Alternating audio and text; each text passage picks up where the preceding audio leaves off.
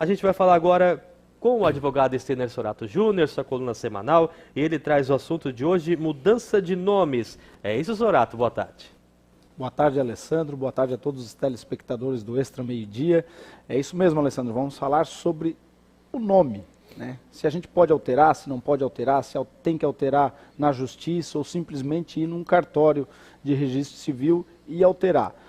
Toda pessoa que nasce determina a legislação brasileira que tem que ganhar, tem que receber um nome. Essa lei é a Lei 6.015 de 1973 e lá rege todas as possibilidades, tudo aquilo que fala sobre o nosso nome. Há algumas possibilidades, a gente trouxe até alguns exemplos aí, vou pedir para a Amable colocar na tela, para que a gente possa ir discutindo. São várias possibilidades, né, onde a gente pode alterar o nosso nome.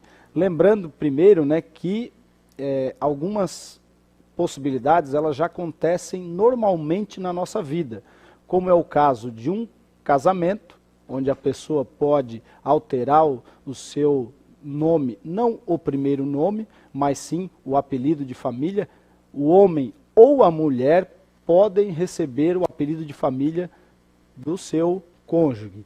Então, Alessandro, nós temos algumas hipóteses, né? Como essa primeira que eu falei, que é o casamento, né? Ou o divórcio, né? No divórcio, quando a gente se divorcia, a gente pode voltar a ter o nome de solteiro. Algumas pessoas perguntam, tá, mas e o homem também pode colocar o sobrenome da esposa no seu nome? Pode sim, a partir da nova edição da lei, né, pode também o homem receber o sobrenome da mulher. Mas tem a regra ainda de que o nome é o último, é o nome do pai, ou pode escolher... Não, continua essa regra, você não pode escolher qual nome, você tem que pegar o nome e a sequência dele. Pode todos, mas não pode só o do meio. Exatamente, perfeito. Uma alteração que não está exatamente na lei, mas a jurisprudência assim decidiu, né? O nosso STF decidiu que sempre que houver uma alteração de sexo, também deve haver a alteração do nome da pessoa.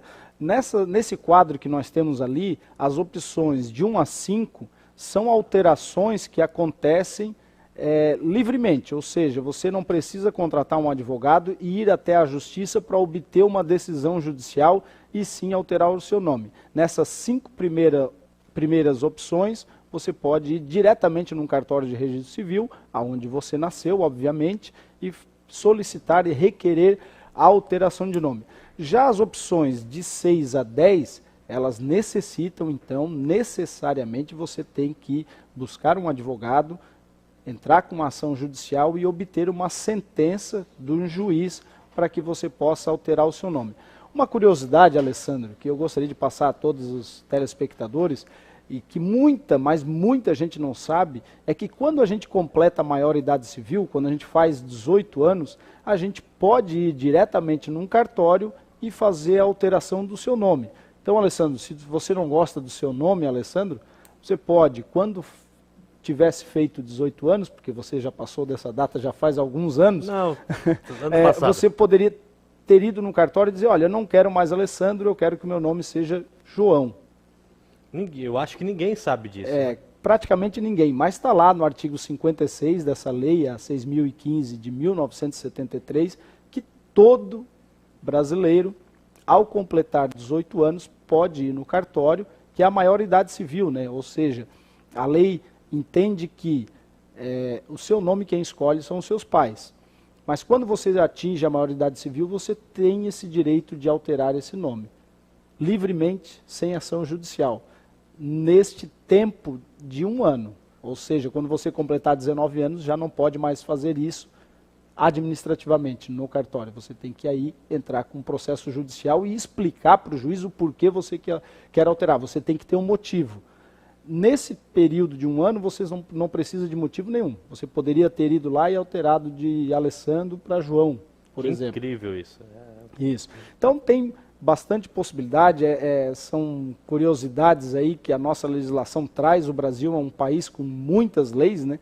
E como você disse, muita gente não sabe dessas opções. Outra opção que nós temos também, Alessandro, é quando o seu nome pode lhe trazer um prejuízo, quando ele lhe causa humilhação.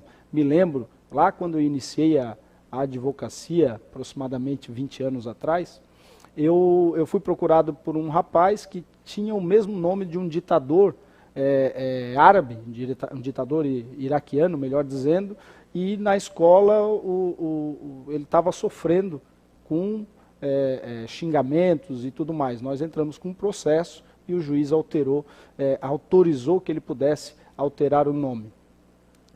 São várias as situações. Outra opção, que é uma muito conhecida, né, que é você poder incluir um apelido dentro do seu nome. Eu ia te perguntar sobre isso. A gente tem um caso mais conhecido, né, totalmente conhecido, é o do ex-presidente Luiz Inácio Lula da Silva, ou seja, ele pegou o Lula, que era um nome que ele era muito conhecido, e incluiu no seu nome. A Maria da Graça Xuxa Meneghel também, da mesma forma, que você pode solicitar ao juiz, aí depende de uma decisão judicial, mas é possível fazer essa alteração, né? Outro caso, Alessandro e telespectadores, que você também pode solicitar alteração, é quando você tem um nome que é muito comum e você possui homônimos, pessoas homônimas com o mesmo nome, exatamente o mesmo nome que você. Também depende de uma ação judicial, mas você pode fazer isso.